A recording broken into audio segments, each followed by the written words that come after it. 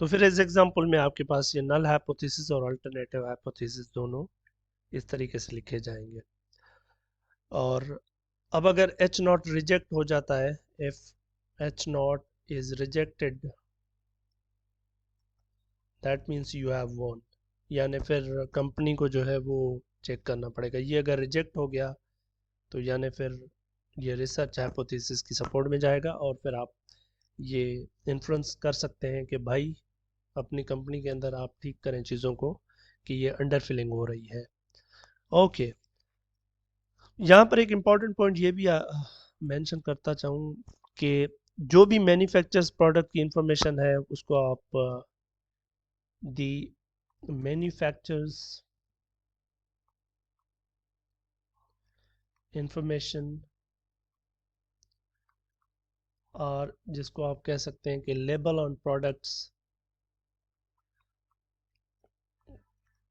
Are assumed to be true and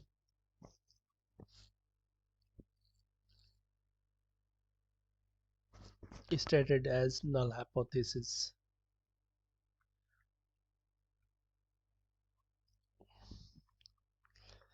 अब जब भी किसी मैन्युफैक्चर की इंफॉर्मेशन देखें या आप कभी किसी लेबल को देखें तो आप वहाँ पर उसको अज्यूम करेंगे कि ये ठीक है इसकी बात, और वो जो बात उसकी ठीक है उसको आप नल हाइपोथेसिस के तौर पर लेंगे, और इसके चैलेंज के तौर पर आप इसके अपोजिट एक स्टेटमेंट ले आएंगे, that will be alternative information, alternative hypothesis, जैसे हमने प्रीवियस एग्जांपल में कर लिया था जहाँ पर हम डिस्कस कर रहे थे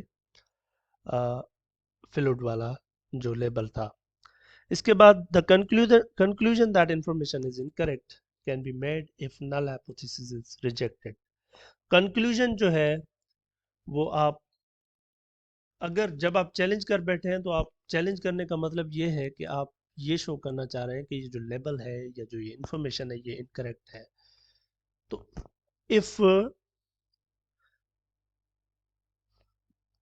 लाइक द कंक्लूजन, अगर ये कंक्लूजन आप लेना चाह रहे हैं, द कंक्लूजन दैट इंफॉर्मेशन और लेबल इज इनकरेक्ट, ये कंक्लूजन कब बनाया जा सकता है, यानी ये कब हम बना सकते हैं कंक्लूजन कि ये जो इंफॉर्मेशन उस बॉटल के ऊपर थी या जो टैग था 67.6 वाला, ये कब इनकरेक्ट होगा। The conclusion that information level is incorrect, ये कंक्लूजन कैन बी मेड, ये कंक्लूजन बनाया जा सकता है अगर आप एच नॉट को रिजेक्ट करें। यानी जब आप एच नॉट को रिजेक्ट कर रहे हैं तो इसका मतलब है कि आप जीत चुके हैं। आप जीत चुके हैं मतलब जिसको आपने चैलेंज किया था वो हार चुका है। उसका मतलब है कि जो इन्फॉर्मेशन हमें दी गई थी, हमें टॉपी करवाई गई थी, वो गलत इन्फॉर्मेशन थी। ओके, इसके अलावा अब अगर उसी एग्जांपल को लेते हैं, फॉर एग्जांपल ये वाला जहाँ पर हमारे पास एच नॉट जो था वो mu was greater than equal to 67.6 and the H A was mu less than 67.6। अब अगर कोई गवर्नमेंट अपनी तरफ से एक एजेंसी को भेजती है जिसकी रिस्पॉन्सिबिलिटी है वैलिडेट करेंगे कि ये लेबल ठीक है या गलत है, तो वो क्या करेंगे, सबसे पहले वो कंप्यूट करेंगे एक्स बार, और एक्स बार कंप्यूट करने के बाद ये इसको आप कह सकते हैं कि ये सैंपल है आपका, sample, sample mean filling weight. वो सैंपल लेंगे, वहाँ देखेंगे कि क्या है, वेट क्या आ रहा है, सैंपल वेट, मीन वेट। तो उसके हिसाब से अगर एच नॉट रिजेक्ट हो जाता है, इफ़ वो कंपनी जो आ रही है चेक, एजेंसी जो आ रही है, if H not is rejected, H not reject होने का क्या मतलब है कि जो इंफॉर्मेशन थी वो इनकरेक्ट थी, तो फिर एक्शन लिया जा सकता है। Then government can take action, then government can take action।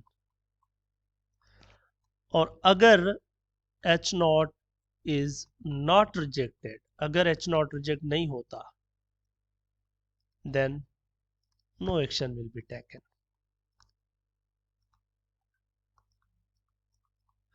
यानी आप जो चैलेंज किया था आपने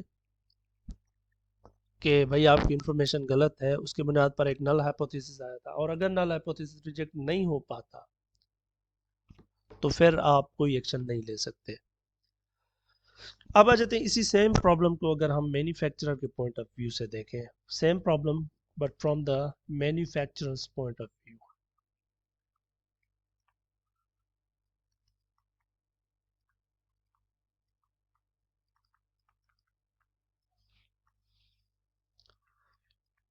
देखिए कंपनी जहां पर आपके पास ये जो बॉटल्स या जो सॉफ्ट ड्रिंक्स तैयार हो रही है, वहां पर they don't want, they don't like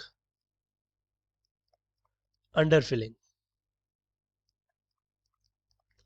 why do they don't like under filling? अगर अंडर फिलिंग होगी यानी म्यू आपका for example less than 76.7 ounces है, तो इसका मतलब है फिर कस्टमर्स आपको कंप्लेंट्स करेंगे, आपकी कंपनी की रेपुटेशन नीचे जाएगी। और कंपनी आल्सो डोंट लाइक और doesn't like may be doesn't like overfilling. Overfilling की क्या वजह है? ओवरफिलिंग इसलिए नहीं होनी क्योंकि कॉस्ट बढ़ जाएगी, यानी ये भी नहीं चाहेंगे, कॉस्ट बढ़ जाएगी।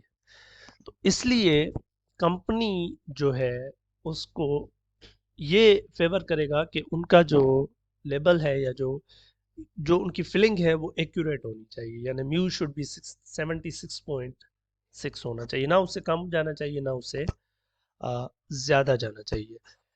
तो अब अगर आप मैन्युफैक्चरर के पॉइंट ऑफ व्यू से देखना चाह रहे हैं तो फिर नल हाइपोथेसिस क्या होना चाहिए और उसके अलावा अल्टरनेटिव हाइपोथेसिस क्या होना चाहिए। इसको इस तरह देखें कि आपकी कंपनी के अंदर एक फिलिंग हो रही है, प्रोसेस चल रहा है। उस प्रोसेस का काम क्या है? इस प्रोसेस का काम है the process is the process of filling the soft drinks is continued. इस प्रोसेस की रिस्पॉन्सिबिलिटी क्या है? इस प्रोसेस की रिस्पॉन्सिबिलिटी है कि हर बॉटल के अंदर 76.7 ओंस होने चाहिए। आप जाते हैं चेक करने के लिए मशीन के अंदर, मशीन है या जिस तरीके से भी फिलिंग हो रही है, प्रोसेस चल रहा है, तो आप जब जाएंगे तो आपके लिए ये जो चीज़ चल रही है वहां पर, इसको आप ट्रू मानेंगे, अज्यूम करेंगे, इसको बिलीफ के तौर पर लेंगे। आप ये अज्यूम करेंगे, आप ये बिलीव रखेंगे, आपकी ये सपोजिशन होगी, आप ऐसे कंसीडर करेंगे कि भाई ये जो प्रोसेस चल रहा है ये ठीक चल रहा है। इसका क्या मतलब है? इसका मतलब कि आप ठीक चल रहा है, और वो जो ठीक चल रहा है, जो अजम्पशन या बिलीफ या जो है 67.6 ओंस जो जो फिलिंग हो रही है वो ठीक हो रही है, आप ये अज्यूम करेंगे और इसके बेसिस पर आप नल हाइपोथेसिस लिखेंगे। हमने जैसे कहा कि ये नल हाइपोथेसिस, इस केस में ये होगा कि आपकी फिलिंग जो है वो ठीक जा रही है, यानी H not is mu equal to 76.6 ounces. ये आपने अज्यूम किया कि चलें ठीक है, प्रोसेस सही चल रहा है, तो आप इसको चैलेंज के तौर पर फिर लेंगे। वो जो चैलेंज आपका होगा वो इसके बरक्स होगा, यानी ये फिलिंग जो है ये 76.67, like forgive me for this 76 and 67 thing। Okay, so अब अल्टरनेटिव या चैलेंज इसका जो आएगा वो ये होगा कि नहीं नहीं, ये जो फिलिंग हो रही है ये इसमें गड़बड़ हो रही है, यानी 67.6 नहीं हो रही, तो उस हिसाब से आपके पास फिर ये अल्टरनेटिव हाइपोथेसिस डेवलप हो जाएगा। ये आपका नल हाइपोथेसिस होगा, ये बिलीव था कि प्रोसेस आपका सही चल रहा है, अजम्पशन था, और ये आपने नल हाइपोथेसिस उसके बेसिस पर लिया, और उसके चैलेंज के तौर पर आपके पास ये अल्टरनेटिव हाइपोथेसिस आया है। तो that was from the manufacturers point of view. अब इसको जरा फर्दर देखें, इसी सेम चीज को अगर हम, तो अगर इस एग्जांपल के अंदर if H not is rejected, अगर एच नॉट रिजेक्ट हो जाता है, एच नॉट रिजेक्ट होने का मतलब है कि ये चीज रिजेक्ट हो चुकी है, 67.6 ओम्स वाली, इसका मतलब है कि प्रोसेस ठीक नहीं चल रहा, यानी जिसको आपने अज्यूम किया था ये ठीक है वो ठीक नहीं चल रहा है, ये रिजेक्ट हो गया है। तो इसका मतलब ये है कि you need to readjust your process, your filling process, और आपको जो है वो चीज़ों को ठीक करना है। और अगर H0 is not rejected तो कुछ नहीं करना, बस छोड़ दें, फिर चलने दें प्रोसेस को। then let the process continue, for example,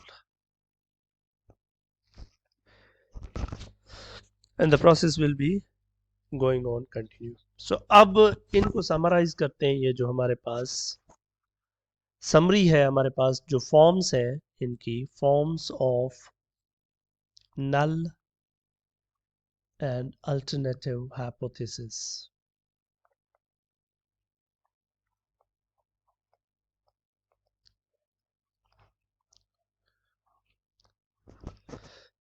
एक फॉर्म ये हो सकती है कि आपके पास एच नॉट जो है वो म्यू आपका greater than equal to some mu not हो, तो इस केस में फिर एच ए जो हो जाएगा वो mu less then mu not हो जाएगा।